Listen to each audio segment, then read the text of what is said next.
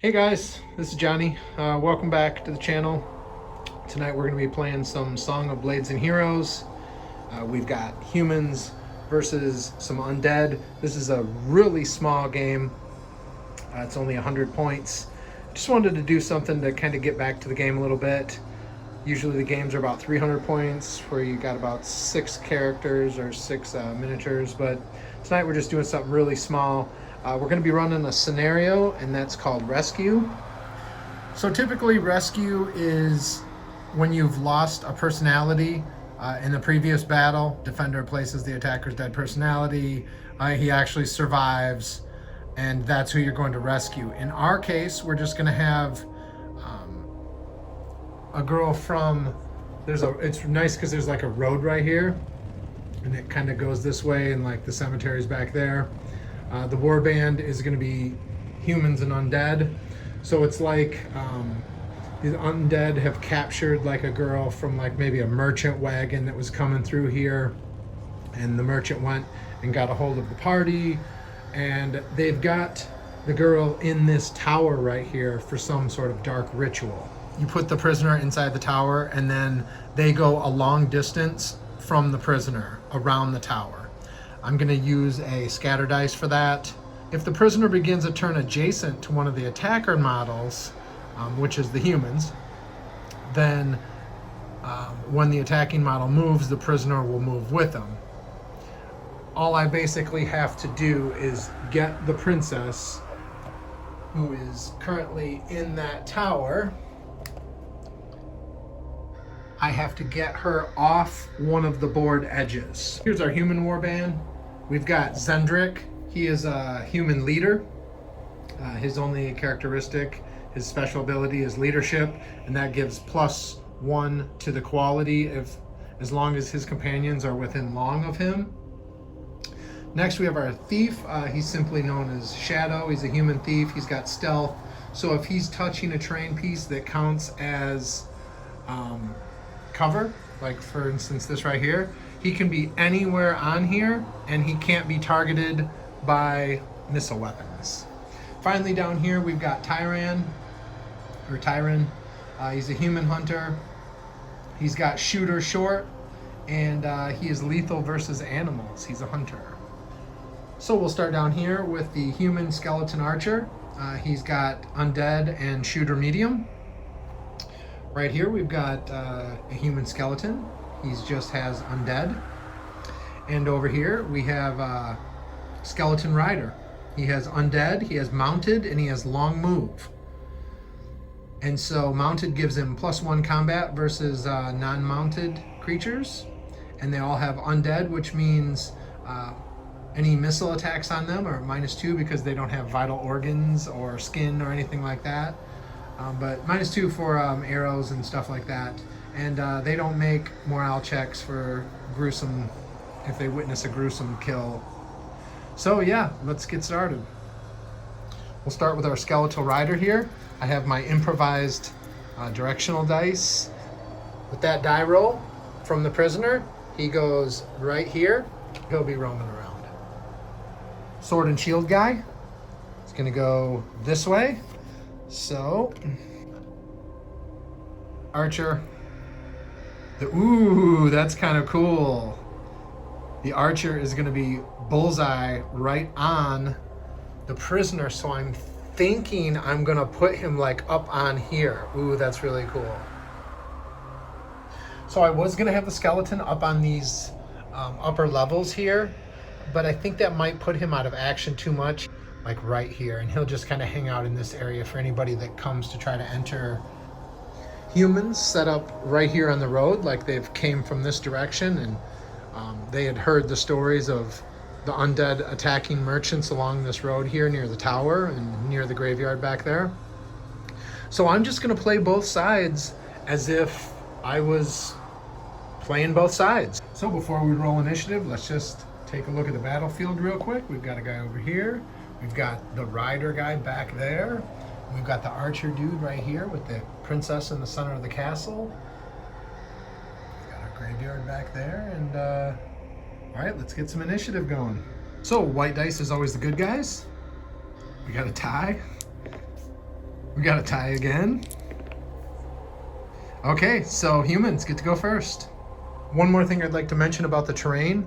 In this particular case, these forest pieces are like impassable. There's like rocks and ravines and stuff like that down in them. So they can't go in there to get cover and shoot out of it without being shot and stuff like that. I have different forest pieces for that. But yeah, these are impassable. So we're gonna start off with Tyran. He needs 3s because he gets leadership from the leader. He gets both of them. Also, if you've never watched one of my battle reports before for Song of Blades and Heroes, everything is pre-measured. Move right up to there. Real quick explanation. I have 3 dice, which I can choose to activate. If I roll two of them and get 2 failures, no matter how many roll, if I roll 2 failures, play switches over to the Undead. So you have to kind of figure out how many you want to roll. If nobody's within, I think it's too long of you, you can do a free move, but I don't really like doing that. I like activate. We're gonna go with our hunter down here. Gonna roll 2 dice. He needs 3s because of my leader, and he gets both of them. He's a pretty brave guy. He knows that the thief is kind of creeping up here. Maybe like we can hear her screaming from this tower or yelling for help, so we know that she's in there. He's gonna creep up around here.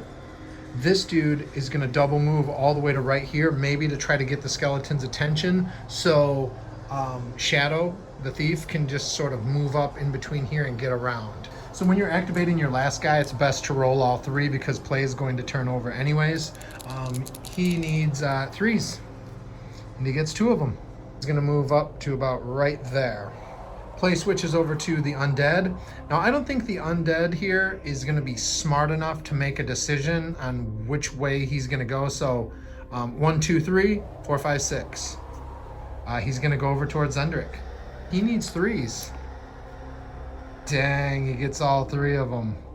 You don't want your leader to get killed, otherwise you'll have to make morale checks and you could run off the board and lose. And he's already going after my leader here. So the skeleton moves up to him just like this. Skeleton is going to use 2 of the dice to make a power attack, which drops Zendrik's combat by 1. That means that both of them have a combat of 2. Let's see. All right, so that's a tie. So they both lock up with their weapons and maybe just like push off of each other. So as Shadow sneaks around here in between these little sets of woods up toward the tower here, he catches sight of a skeletal rider in the distance, and this thing is looking over toward the road. And as he's like looking, the skeleton slowly turns his head. You can see these glowing red eyes. It knows he's here.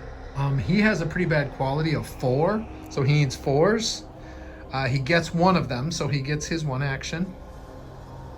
Let me show you the measurement card real quick. The long edge is long distance move.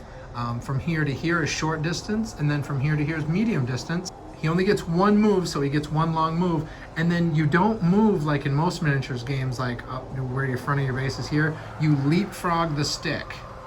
So basically, this guy charges all the way through and stops right in front of Shadow, and like they both make eye contact, and maybe the skeletal horse rears up a little bit as he stops and blocks the way. Skeleton archer back there, he needs 3s.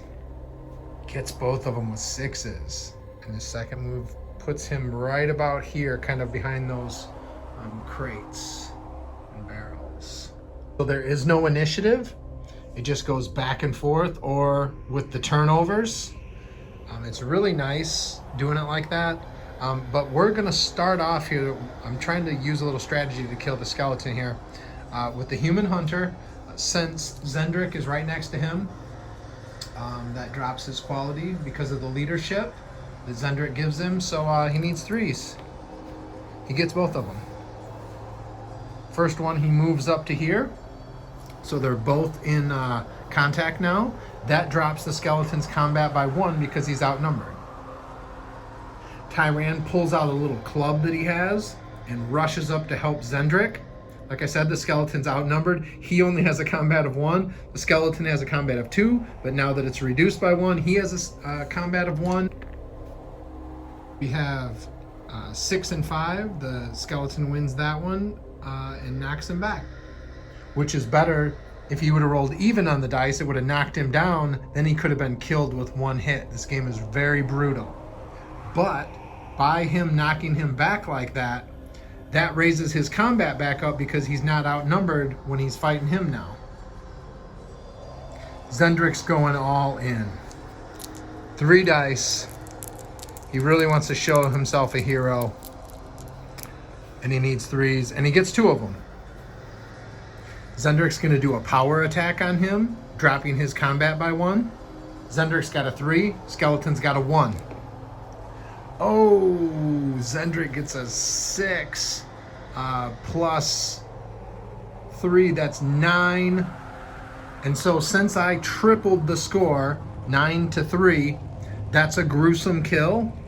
But unfortunately, these skeletons are immune to gruesome kills. They don't make morale checks because of it. Now, if these guys were other humans and if these guys witnessed that gruesome kill, they would probably take off running.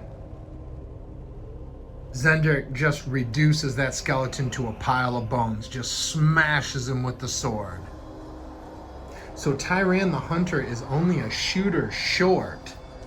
That's where he's proficient right there. Now, typically I would build these characters from scratch on the little Warband builder that they have. But again, I just playing with the basics here just to get a game going. But he's going to go ahead. He gets the +1 to his quality because of the leadership there. He needs 3s. He gets 1 of them. So if I wanted to shoot the skeleton, I'm 1, 2, 3 lengths away. And if you look on the little cheat card here, range modifier at ×3, I would be at -4 to the shot if I wanted to shoot this skeleton from here. So we're not going to do that. We're just going to move a medium up there. Remember, you leapfrog the rulers. And so I'm up here. I see this unfolding over here, and I see a skeleton right here. He doesn't know what to do. So Shadow is probably pissing his pants after this thing like slowly turned its head with its red eyes and then just charged over here.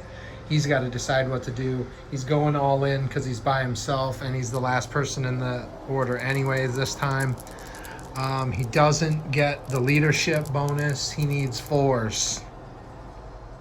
Gets 1 of them. I really think that he would be scared. And I think that he would run. Maybe because he knew that the group was back this way. I think he would run all the way back here. The Skeleton Rider doesn't grant any leadership, so it doesn't matter about this.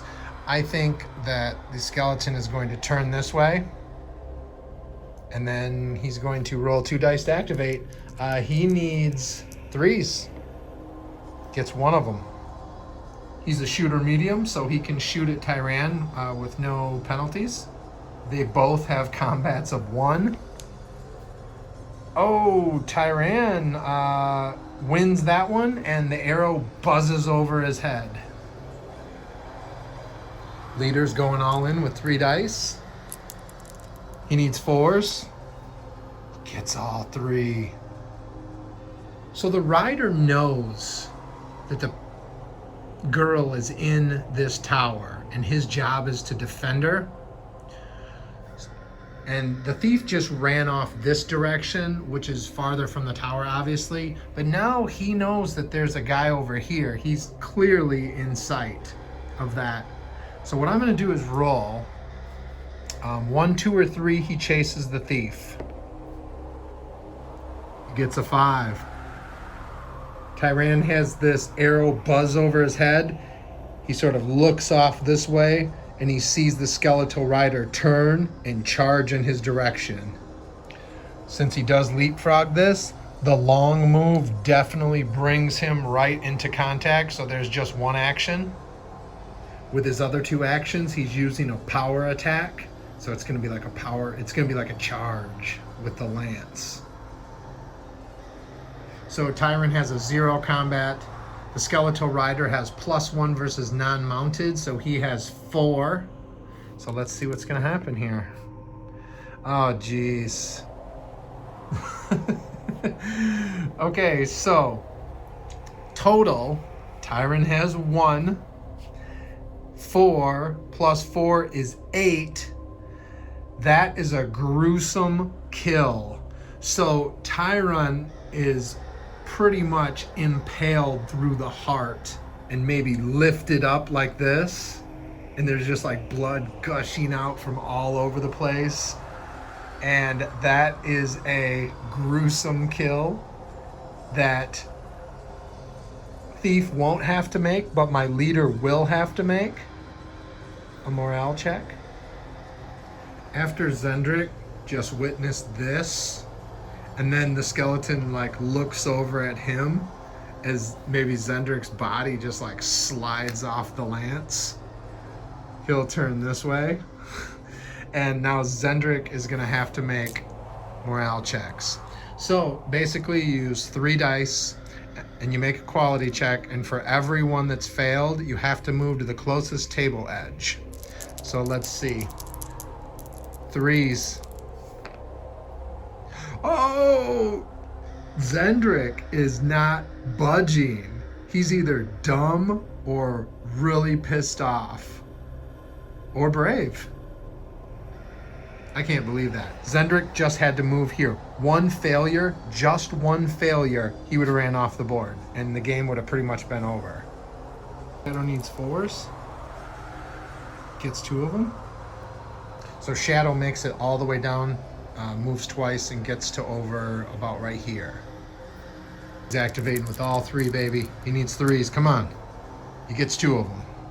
Charges up to the skeleton. There's no bonuses or anything in this game for charging, but he runs up to the skeleton and takes a swing with his sword. Skeleton has a 4 combat because he's mounted, and Zendrik has a 3 combat.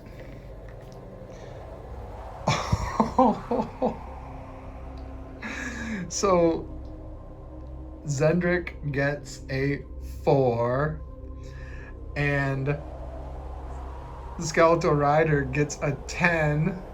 4 times 3 is 12. Okay, it's not a gruesome kill, but it is a regular kill because it's double the number, right? So Zendrik has 4. He has 10. 4 times 2 is 8. And the skeleton over doubled it. I wish it would have been gruesome. And he straight up guts Zendrik as well. Zendrik takes the lance and just sort of falls off. Blood is just like squirting out of Zendrik. The lance is covered in blood. And now the skeletal creature looks down toward our thief. As soon as the skeleton looks toward Shadow, and Shadow witnesses him fall off, Zendrik just like collapse onto the ground. He has to make, whenever your leader dies, you got to make morale checks. He needs 4s. He failed 2 of them. He turns and runs his ass off the board. That's the game. The girl gets sacrificed in the ritual, and these guys didn't make it. I told you it was a brutal game. I love it though. This is one of my favorite games. Leave a comment and a thumbs up, and I'll see you guys in the next video.